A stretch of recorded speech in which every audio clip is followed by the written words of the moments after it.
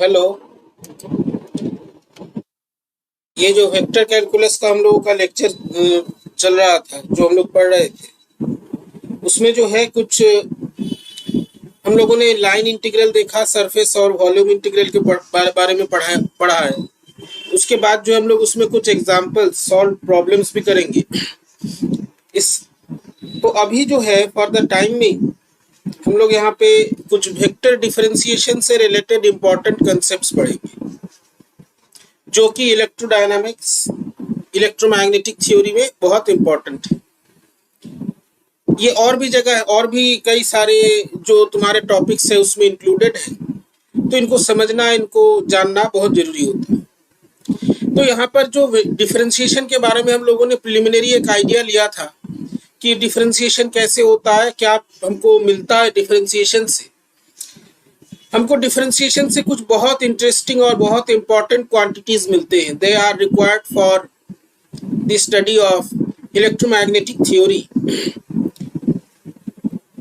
Not only electromagnetic theory, flow problems, thermodynamics, इन सब में इसकी जरूरत पड़ती है, क्योंकि हम लोगों ने देखा था ये equipotential surface, isothermal surface, they all are the applications of scalar field.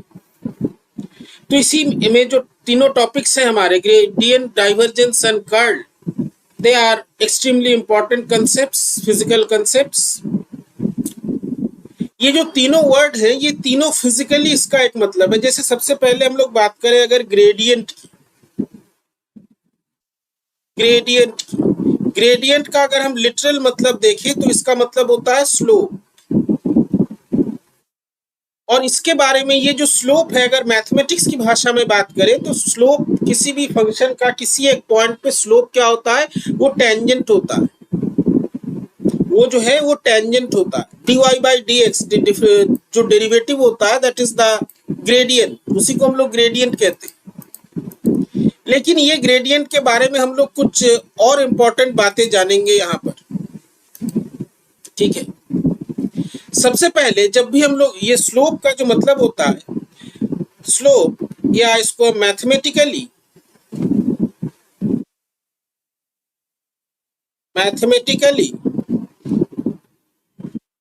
This is the derivative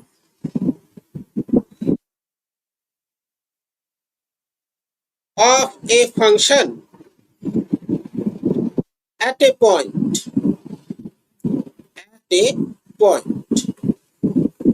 जिसको हम लोग dy by dx कहते हैं। ज्योमेट्रिकली अगर बात करें, ज्योमेट्रिकली दिस इज टेंजेंट। ये जो है ये टेंजेंट होता है। ये हम लोग बहुत प्रिलिमिनरी जो मैथमेटिक्स होता है, डिफरेंशियल कैलकुलस, उसमें पढ़ते हैं। लेकिन यहाँ पे जिस स्लोप की हम लोग बात करेंगे, it is a very interesting quantity, ठीक है। ये ग्रेडियंट या ढलान जिसको बोलते हैं, कितना झुका हुआ है, इसी को यहाँ पे हम लोग मेजर करते हैं, ठीक है। और ये जो है ये बहुत इंटरेस्टिंग कैसे हम बता रहे हैं वेक्टर कैलकुलस में। सपोज हमारे पास कोई एक स्केलर फील्ड है या स्केलर क्वांटिटी है, ठीक है। वो स्केलर क्वांटिटी किसी एक कोऑर्डिनेट पे डिपेंड करता है, आइदर एक्स, वाई, जेड, तो हम लोग dy by dx निकालते हैं। बट वो सिंपल है, वो हम लोग पढ़ चुके हैं, ये भी सिंपल है, इसमें कठिन कुछ नहीं है। लेकिन अगर हमारे पास ऐसा कोई स्केलर क्वांटिटी है that depends on three quantities, three coordinates, then how to deal with this situation. Suppose we have a scalar, ये स्केलर कुछ भी हो सकता है, लाइक टेम्परेचर, ये एक स्केलर क्वांटिटी है, ध्यान से समझना, बहुत इंटरेस्टिंग चीज है। टेम्परेचर, और जिसको हम T से डिनोट करते हैं, that depends on three coordinates,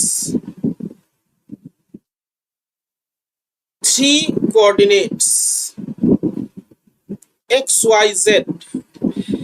ये एक्स वाई जेड तीन कोऑर्डिनेट्स पे डिपेंड कर रहा है। This is the difference from the basic gradient और स्लोप जो तुम मैथमेटिक्स में पढ़ते हो, उससे ये डिफरेंट है। तीन क्वांटिटीज में ये डिपेंड कर रहा है, ठीक है। एक्स वाई जेड माने X Y Z axis, X Y Z axis माने तीन डायरेक्शंस दिखा रहा है। Suppose this is Y, this is X and this is Z. कोई एक पॉइंट है P, इसके कोऑर्डिनेट्स है एक्स वाई जेड। तो यहाँ पे जो हमारा क्वांटिटी है, that quantity depends on three coordinates, और हमको जो है इसका चेंज निकालना है, मैंने हमको निकालना है we are required to find how the quantity T, how the quantity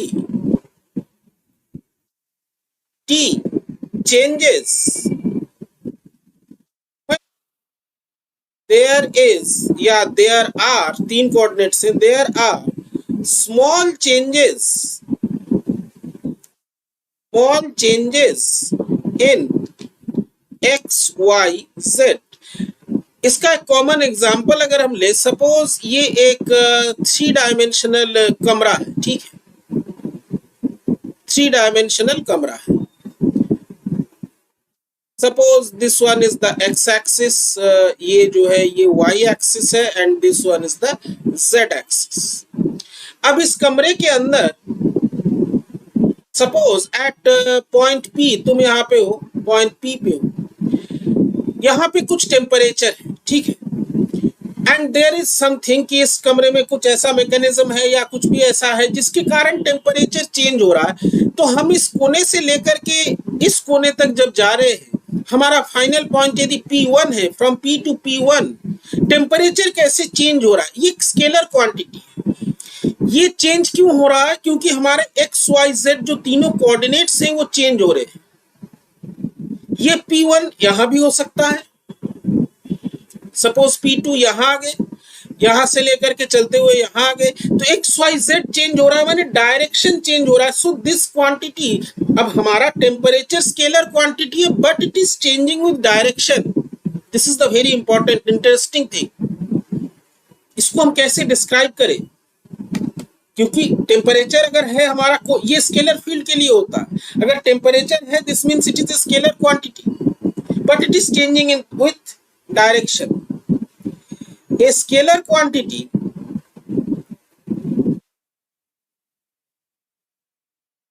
is changing with direction.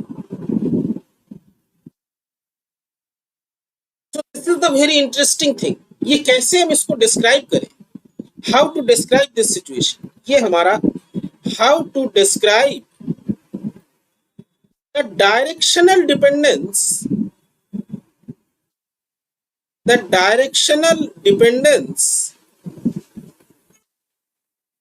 of a scalar। कैसे डिफाइन करेंगे इसको? This is the important thing, यही हमको जानना है। क्योंकि स्केलर माने क्या होता है? उसका कोई डायरेक्शन नहीं है, लेकिन ये जो है चेंज हो रहा है। तो यहाँ पे जो t है that is changing with the coordinates. हमारा जो क्वेश्चन है उसको हम और थोड़ा सा स्पेसिफिक कर दें, उसको हम और थोड़ा सा जो है टू द पॉइंट जिसको बोलते हैं वो कर दे। अगर तो हम यहाँ पे ये जानना चाहते हैं how fast does t change. ये t जो है कितना फास्ट चेंज हो रहा है, किस रेट से चेंज हो रहा है। अब तुम कहोगे कि रेट से चेंज हो रहा है, dy by dx निकाल दे, dt by dx निकाल दे, but it is depending on three coordinates. इस तरह के सिचुएशन के लिए हम लोग कौन सा टूल यूज करें? तो एक बहुत कॉमन टूल यूज करते हैं, ये भी तुमने पढ़ा है in your mathematics syllabus 12th level से। हम लोग जिस टूल का यूज करते हैं we make use of the tool of tool of partial derivatives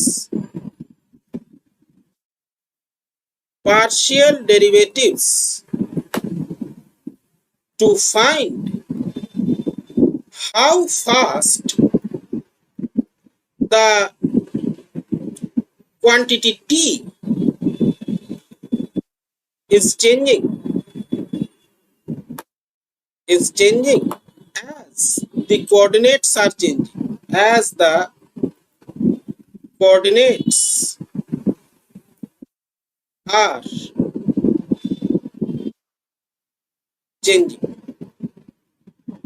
अगर ये टी चेंज हो रहा है तो कितनी तेजी से चेंज हो रहा है, इसके लिए हम लोग क्या करते हैं, पार्शियल डेरिवेटिव का यूज करते हैं। पार्शियल डेरिवेटिव क्या बताता है? पार्शियल डेरिवेटिव जो एक बहुत इंपॉर्टेंट टूल है, इसके बारे में हम लोगों ने चर्चा किया था मॉडर्न फिजिक्स में, जब हम लोग ये ग्रुप वेलोसिटी फेज वेलोसिटी पढ़ रहे थे, formulation of the Schrodinger equation पढ़ रहे थे, अगर तुम्हें याद है तो let us make use of this tool.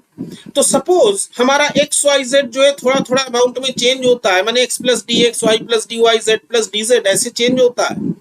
So there is a change in T, temperature D T, और ये जो टोटल चेंज हो रहा है, this is due to changes that are occurring in x,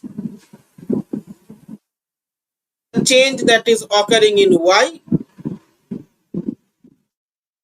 the change that is occurring in z, इन तीनों का combined effect जो है, it is causing A total change in the temperature. ठीक है, इसमें से जो ये एक एक टर्म है, ये बता रहा है इंडिविजुअली टी एक्स के साथ कैसे चेंज हो रहा है, टी वाई के साथ कैसे चेंज हो रहा है, टी जेड के साथ कैसे चेंज हो रहा है। इसका एप्लीकेशन यही चीज हम लोगों ने इसी का एप्लीकेशन या इसी का फॉर्म हम लोगों ने जो है श्रोडिंगर इक्वेशन इन 3 डायमेंशन में भी देखा है। सेपरेटली ये एक एक कोऑर्डिनेट के साथ चेंज को बता रहा है, हालांकि उसमें स्फेरिकल कोऑर्डिनेट्स यूज किए गए थे, उसका कंसेप्ट थोड़ा सा अलग है, लेकिन बेसिस यही है। Each term describes how the temperature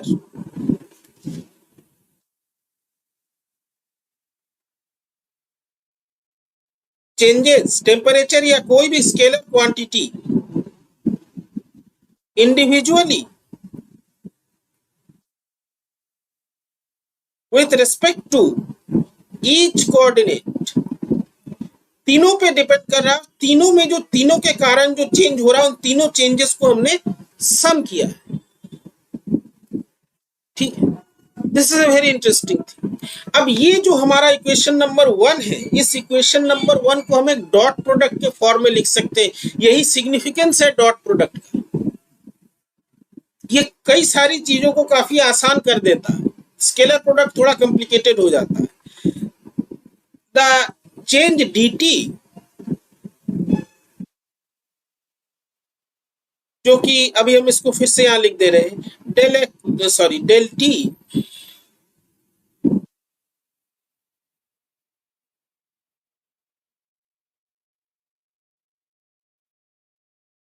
t upon del x,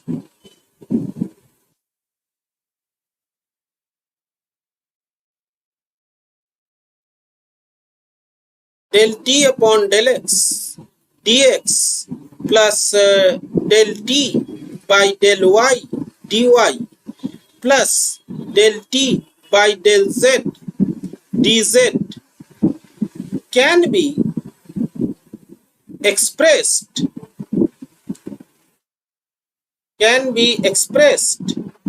as a dot product. This is the significance of dot product, क्योंकि इसमें जो नेट जो फाइनल रिजल्ट होता है, that is your a scalar quantity. तो हम इसको जो है बहुत जगह यूज कर सकते हैं to make the things look easier.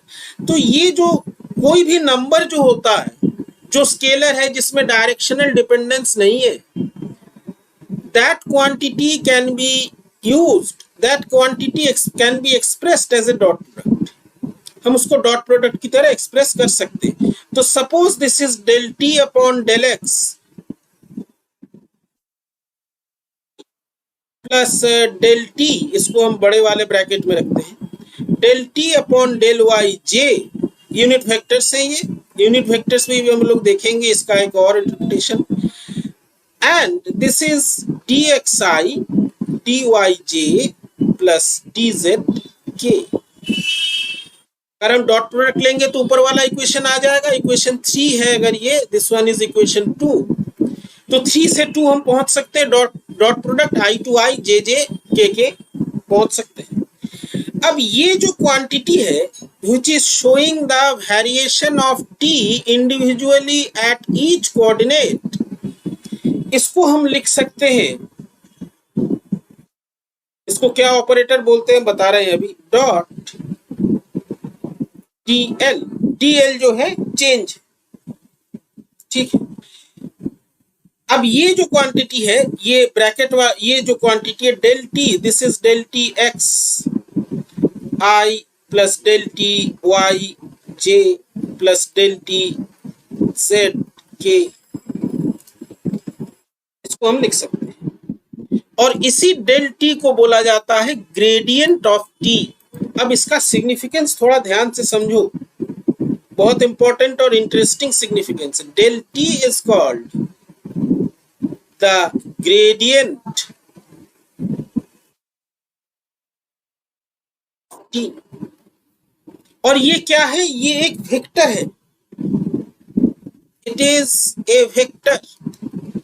देखो हम लोग स्केलर से शुरू किए थे, टी हमारा स्केलर था, स्केलर फील्ड या स्केलर क्वांटिटी था, लेकिन डेल टी जो है it is a vector.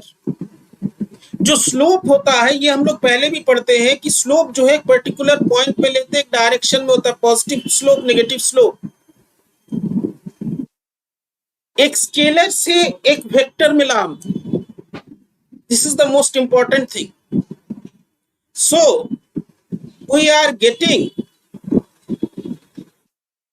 A scalar a vector quantity, a vector quantity from a scalar, या यूं हम इसको ऐसे भी कह सकते हैं कि जो ये ग्रेडियंट है, this gradient is showing the directional dependence of a scalar quantity। Scalar का तो कोई डायरेक्शन होता नहीं, gradient is showing the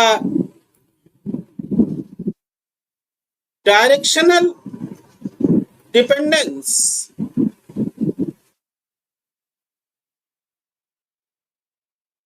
of a scalar quantity।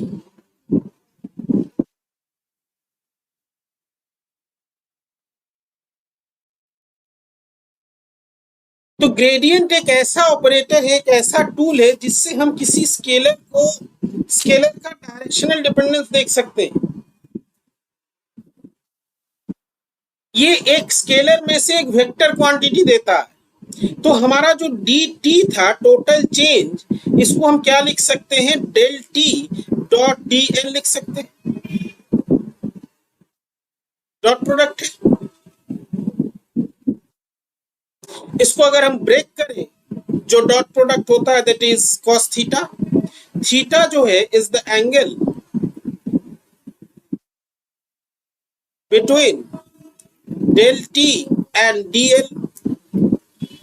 ये तो डॉट प्रोडक्ट का प्रॉपर्टी होता है, कॉस थीटा होता है, अलोंग द एक्सिस लेते हैं। तो यहां से हम लोग क्या देख रहे हैं, अगर कॉस थीटा डिपेंडेंस है तो जाहिर सी बात है कि ये जो dt है, जो चेंज है, that is maximum dt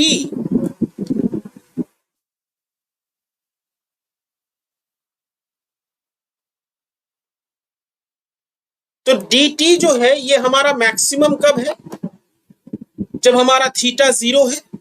theta 0 होने का मतलब क्या है, थीटा 0 होने का मतलब है कि जहां पर ग्रेडियंट ऑफ टी और जिस डायरेक्शन में लेंथ चेंज हो रहा है या एक्स वाई जेड चेंज हो रहे, they are occurring in the same direction. So D T is maximum D when theta is equal to 0. So we can conclude, हमारा जो क्वेश्चन था, so we can conclude, क्या conclude कर सकते हैं हम कंक्लूड ये कर सकते हैं कि the gradient del t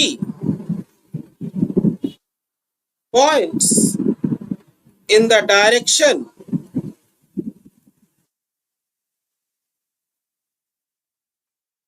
of maximum increase of the function t. तो ये जो वेक्टर डेल टी है, इसका डायरेक्शन क्या है? ये वो डायरेक्शन है जहां पर जिस डायरेक्शन में टी सब मैक्सिमम होता है. ठीक. और इस वेक्टर का जो मैग्नीट्यूड है, the magnitude of the vector, the magnitude of the vector del t is the slope along the maximum direction, along the maximum direction.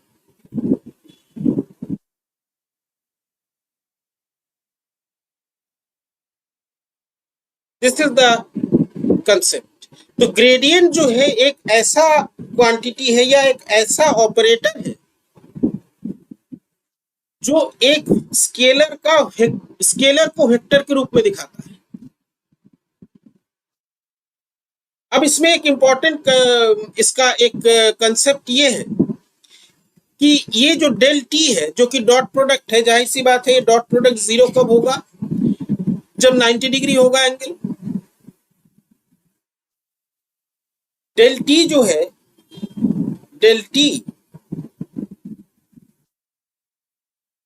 या D T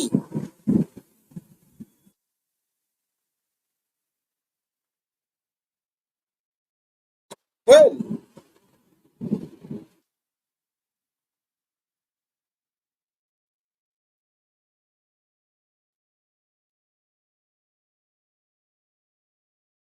when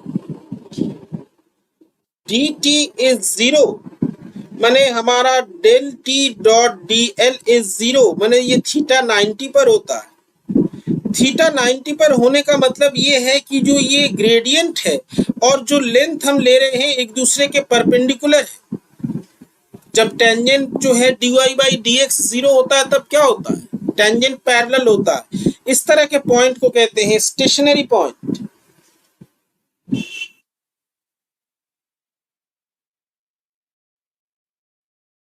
stationary point मैंने इस पॉइंट पे जो है जो जिस डायरेक्शन चेंज हो रहा है डीएल और जो ग्रेडियंट है जो उसका स्लोप है एक दूसरे के परपेंडिकुलर है. ध्यान देना, ग्रेडियंट की बात कर रहे, तुम्हारा वो डिफरेंशियल कैलकुलस का टेंजेंट की बात यहाँ पे नहीं कर रहे, उसको नहीं कह रहे. हालांकि ये टेंजेंट से कैसे रिलेटेड है वो भी हम लोग देख लेंगे. तो this is called a stationary point. मैंने वहां पर जो है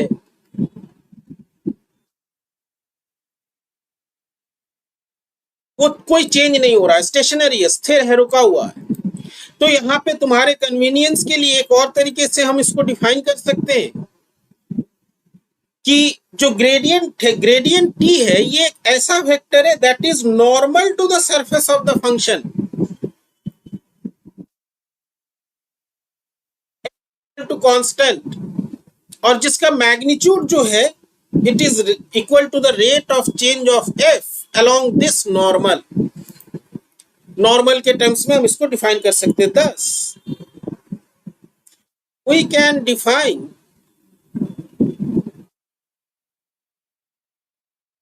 दैट ग्रेडियंट टी, और इसको अगर हम डेल टी लिखे, इज ए वेक्टर, ये एक ऐसा वेक्टर है which is normal to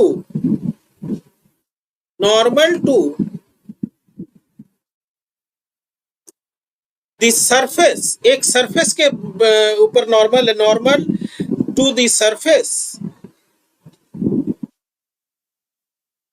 f is equal to constant and its magnitude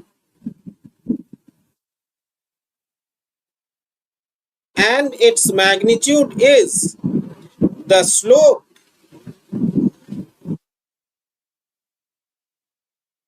and its magnitude is equal to the slope, या rate of change भी कह सकते हैं, slope of f along the normal। इस तरह से हम जो है ग्रेडियंट को डिफाइन कर सकते हैं। तो ये बहुत एक इंटरेस्टिंग चीज है, इसको डायरेक्शनल डेरिवेटिव भी कहते हैं। अब एग्जांपल अगर हम लोग कंसीडर करें, फॉर एग्जांपल सपोज तुमको क्वेश्चन दिया गया कि एक क्वांटिटी है, सपोज यू हैव आर। इसके बारे में हम लोग कल मैंने इसके पहले एक जो लेक्चर था क्वांटम मैकेनिक्स इन 3D, ये देख चुके हैं। ये 3 डायमेंशन में है। Suppose this is X, this is Y, this is Z, this one is the origin. यहाँ पे कोई एक पॉइंट है P, ये जो पोजीशन वेक्टर है दैट इज आर, इसका मैग्नीट्यूड है। अगर इसका पूछा गया ग्रेडियंट निकालने के लिए, तो डेल आर हम कैसे निकालेंगे? डेल आर माने हो जाएगा del R by del X I, del R by del Y J, plus del R by del Z K. अब इसको अगर हम डिफरेंशिएट करेंगे, इसको x के रेस्पेक्ट में करेंगे तो क्या हो जाएगा? 1/2 root under X square plus Y square plus Z square, ऊपर आ जाएगा 2x। इसी प्रकार से y के लिए होगा एक्स वाई जेड, तीनों में 2 जो है कट जाएगा, तो ऊपर हमारे पास बचेगा x plus Y plus Z. Sorry ये नहीं, इसको यूनिट वेक्टर के साथ लिखते हैं।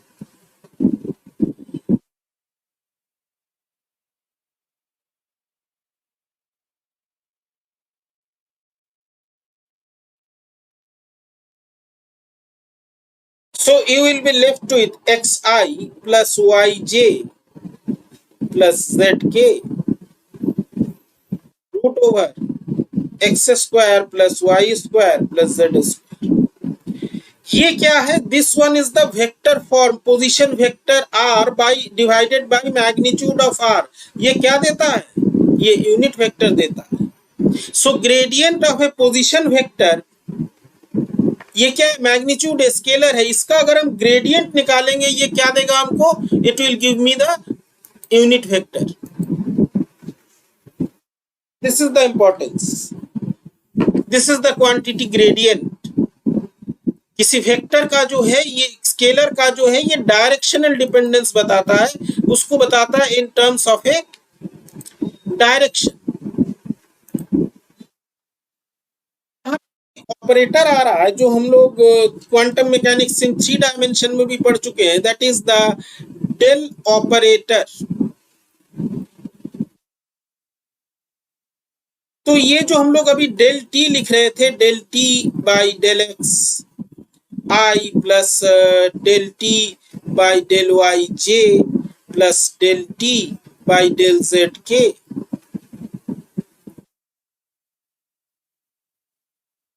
अगर हम इसको जो ग्रेडियंट है and you have this scalar function, तो कई बार ये हम लोग समझ लेते हैं कि ये जो है ये क्वांटिटी से मल्टीप्लाई हो रहा है। Actually it is not multiplying, ये ऑपरेटर है। जैसे क्वांटम मैकेनिक्स में ऑपरेटर होता है, जो ऑपरेटर किसी क्वांटिटी पे एक्ट करता है, वो कुछ रिजल्ट देता है, that is of physical meaning.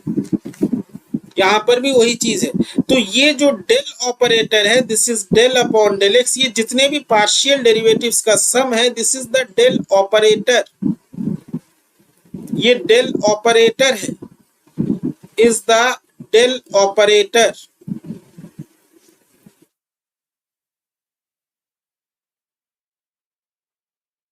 ये ऑपरेटर है, ये मल्टीप्लिकेशन नहीं है। इसका इसका फिजिकल मीनिंग तभी होता है जब ये किसी क्वांटिटी पे एक्ट करता है। Sense this is an operator, so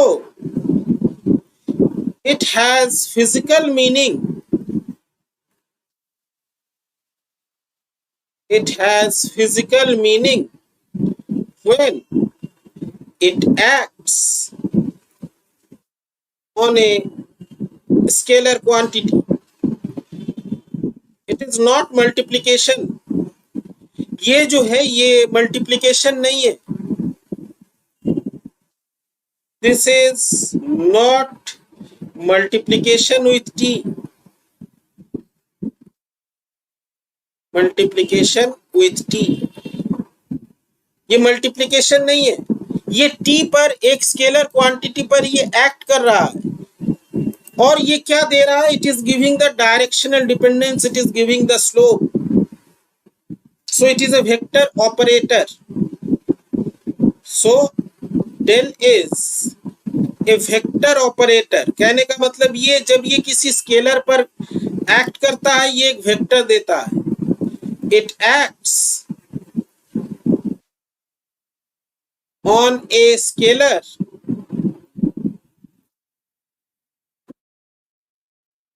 to give a vector, so it is called operator. जैसे तुम मोमेंटम ऑपरेटर लगाते हो, एक फंक्शन पे तुमको मोमेंटम देता है, सो इट इज कॉल्ड ऑपरेटर। इसीलिए इसको हम लोग ऑपरेटर बोलते हैं। So this is gradient. इसके बाद जो नेक्स्ट कंसेप्ट हमारा आता है that is called the divergence. Divergence हमने पहले ही बताया, ये जो तीनों वर्ड है इनका ये सब फिजिकल मीनिंग के वर्ड, मैथमेटिकल नहीं। डाइवर्ज करना मतलब फैलना। दिस इज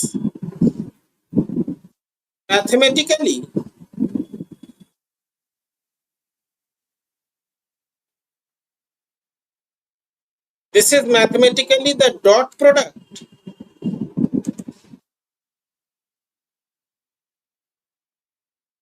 और डेल विथ ए वेक्टर। अभी हम लोग क्या देखें, ये डेल ऑपरेटर जब किसी स्केलर पे एक्ट करता है तो वेक्टर देता है। अब ये डेल ऑपरेटर जब एक वेक्टर पर एक्ट करेगा, जब इस वेक्टर पे एक्ट करेगा तो दो प्रकार से एक्ट करेगा, एक डॉट प्रोडक्ट, एक क्रॉस प्रोडक्ट। जब ये डॉट प्रोडक्ट की तरह एक्ट करेगा तब ये किसी वेक्टर के ऊपर एक्ट करेगा। It will give you a scalar del dot V अगर है, suppose v is a vector, then del upon del X I, del upon del Y J plus del upon del Z K, this is del dot V X I plus V Y J plus V Z K. इसको अगर हम break करेंगे तो क्या आ जाएगा, ये partial derivatives देगा and it will be a scalar quantity. तो ये वेक्टर ऑपरेटर जब किसी वेक्टर पर डॉट प्रोडक्ट की तरह काम करता है, ऑपरेट करता है, ये एक स्केलर देता है।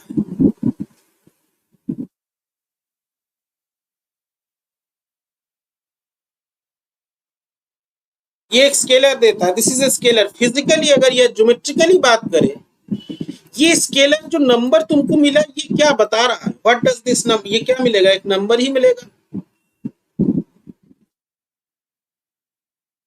So this is basically describing the divergence, the spread of a quantity from a point. Physically,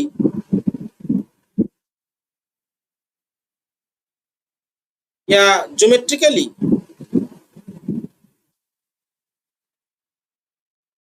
it is showing the spread of a vector from a point। इसी को दिखाता है। ये जो नंबर है, सपोज ये जैसे है तुम्हारा, ये एक पॉइंट है, यहां पर से ये फैल रहा है, ये डायरेक्शन उतना सही नहीं है। सो ये जो है it is showing the spread of A vector from A point. इसको हम कहते हैं पॉजिटिव डाइवर्जेंस। उसी तरह से जीरो डाइवर्जेंस का भी केस होता है, हम लोग देखेंगे जीरो डाइवर्जेंस कैसे होता है। So this is one way how the del operator acts on a vector quantity. अब ये जो डेल है ये खुद एक वेक्टर है, ये तो दूसरे वेक्टर के साथ डॉट प्रोडक्ट क्या हुआ, डाइवर्जेंस हुआ।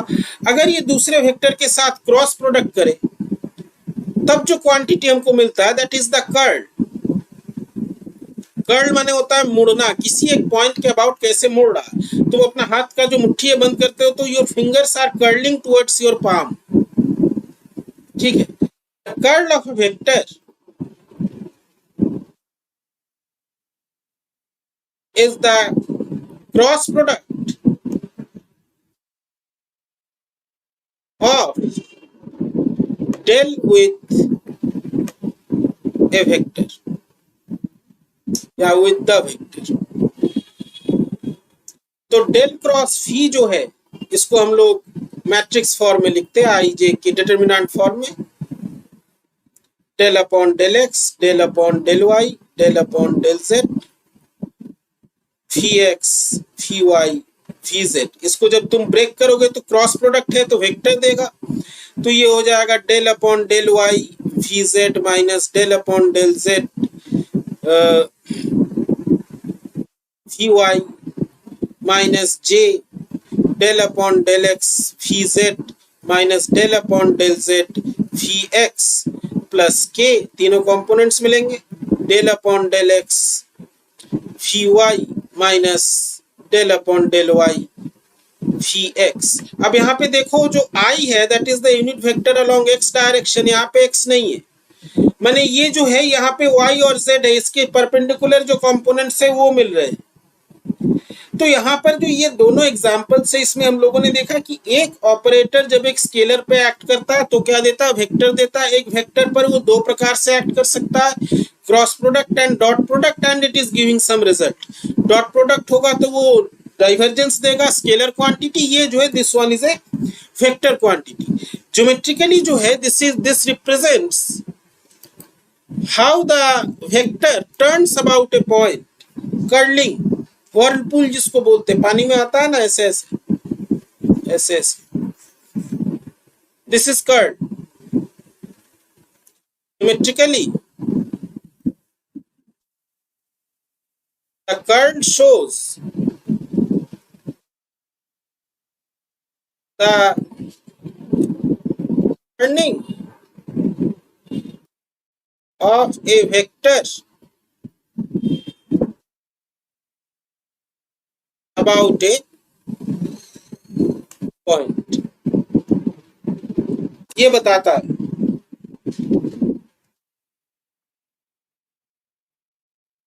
तो ये जो है these are the three important quantities, three important results of vector differentiation।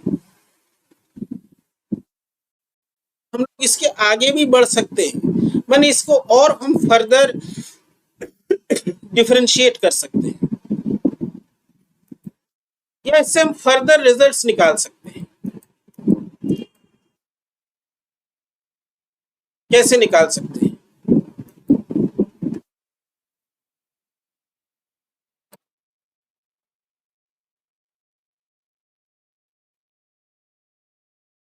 अच्छा, इसमें इससे पहले एक चीज ये बता दे कि ये जो कर्ल है और या डाइवर्जेंस है, these are applied in the study of the fluid mechanics, hydrodynamics।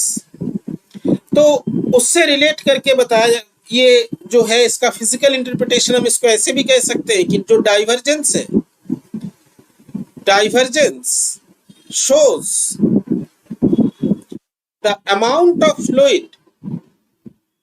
ये स्केलर है, नंबर है, तुम नहीं समझ पाओगे कि क्या नंबर है, तो अमाउंट है, amount of the fluid crossing the area in unit time, कितना अमाउंट निकल रहा है, कितना पानी निकल रहा है। तो ये जो कितना है अमाउंट है, it is a number, scalar quantity. किसी भी एक एरिया से या फेस से कितना जो है वाटर या लिक्विड निकल रहा है, इसको बताता है। इसको और एक्यूरेटली हम कहें तो डाइवर्जेंस जो है ये बताता है rate at which the fluid is originating at a point per unit volume. This is the physical interpretation या जो physical meaning that is better to visualise. Divergence shows the amount of fluid originating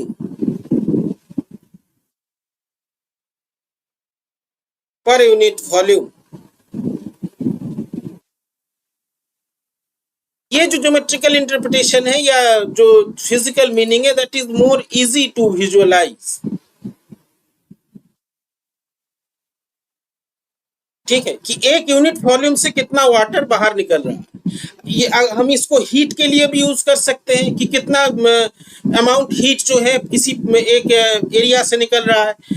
और इसका जो है सबसे important जो point है, जो सबसे इम्पोर्टेंट क्वांटिटी है, ये हम लोग देखेंगे कि डाइवर्जेंस है कि यदि जीरो होता है, this means this is the very important relation in hydrodynamics.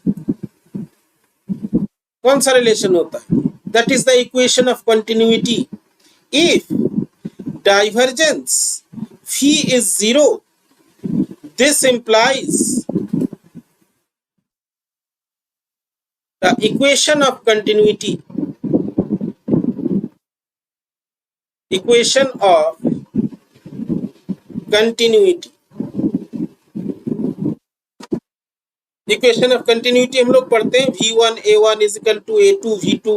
काफी न्यूमेरिकल लगाया जाता है इंजीनियरिंग के एग्जाम में, मेडिकल के एग्जाम में आता है। तो ये अगर डाइवर्जेंस जीरो है, अगर वो फैल नहीं रहा है, अगर वो डिस्पर्स नहीं हो रहा है, डाइवर्ज नहीं कर रहा है, दिस मीन्स जितना लिक्विड ओरिजिनेट हो रहा था उतना ही लिक्विड जो है दूसरे फेज से क्रॉस कर रहा है।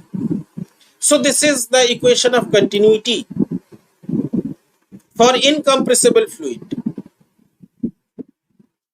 जितना अमाउंट आ रहा है उतना ही निकल रहा है। इस तरह के पॉइंट फंक्शन को जो है हम लोग सोलेनोइडल वेक्टर पॉइंट फंक्शन भी कहते हैं। ये भी तुमको बता ही दे।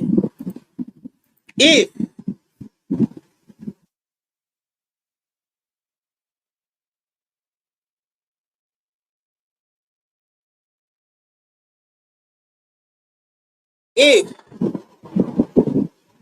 divergence v is equal to 0, then it means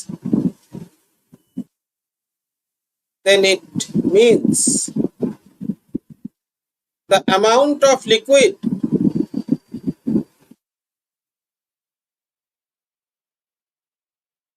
entering the surface या entering the face is same as the amount of liquid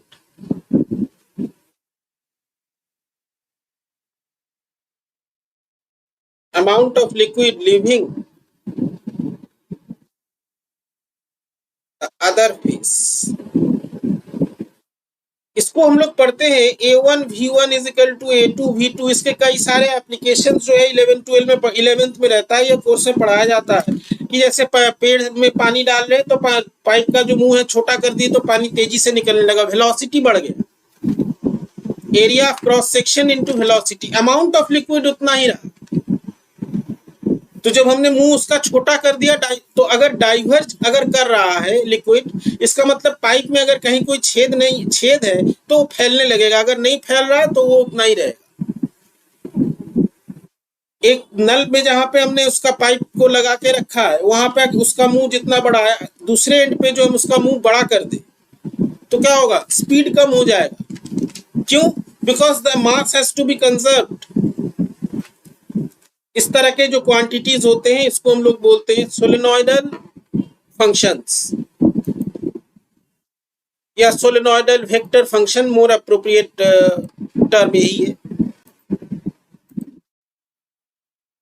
These functions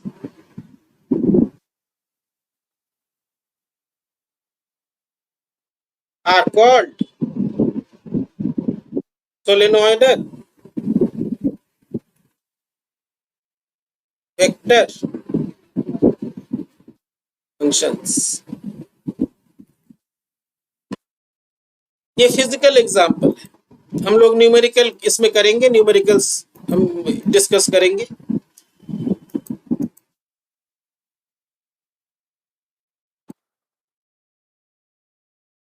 इसी तरह से अगर कर्ल की बात करें तो कर्ल भी जो है ये इट शोज द मोशन, मैंने क्या कहते हैं उसको, टर्निंग ऑफ द वेक्टर और रोटेशन ऑफ द वेक्टर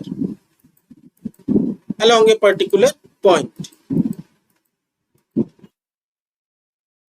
तो ये जो सेकेंड डेरिवेटिव्स होते हैं, दिस सेकेंड डेरिवेटिव्स मींस, जब हम लोग सेकेंड डेरिवेटिव की बात करते हैं, अभी हम लोगों ने डेल ऑपरेटर स्केलर पे अप्लाई किया, वेक्टर पे किया, कुछ रिजल्ट्स हमको मिले. Suppose we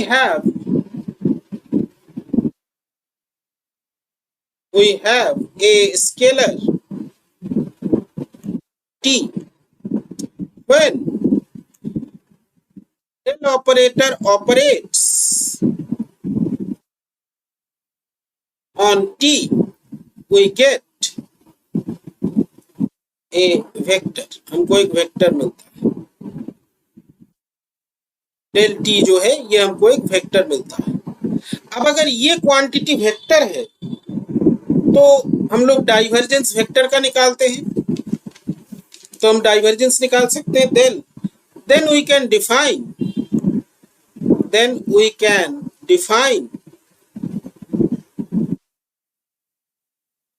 del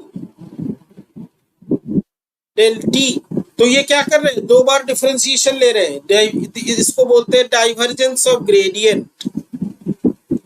divergence of gradient माने स्लोप जो है वो कितना डाइवर्ज कर रहा. ये जीरो होना, नॉन जीरो होना, बहुत इंटरेस्टिंग केसेस है, हम लोग देखेंगे. डेल क्रॉस डेल टी माने कर्ल ऑफ द ग्रेडियंट. ये स्लोप कैसे मुड़ रहा है उस पॉइंट पे. If del v is a scalar, we can define del of del dot v माने gradient of divergence, gradient of divergence del dot del cross v divergence of curl. इन सब का फिजिकल मीनिंग हम लोग देखेंगे. And curl of curl, जो मुड़ा हुआ है वो और कितना मुड़ा है. तो ये जो है कुछ फिजिकल फंक्शन है, फिजिकल इंटरप्रिटेशन है, रिजल्ट्स. और इस पर बेस्ड जो है कुछ एग्जांपल्स हम लोग देखेंगे. और ये सारे क्वांटिटीज जो है तुमको यूज होंगे इलेक्ट्रोमैग्नेटिक थ्योरी में, specially in the Maxwell's equation. Charge distribution, magnetic field, current density distribution, सब में यूज होगा. So these results are very important.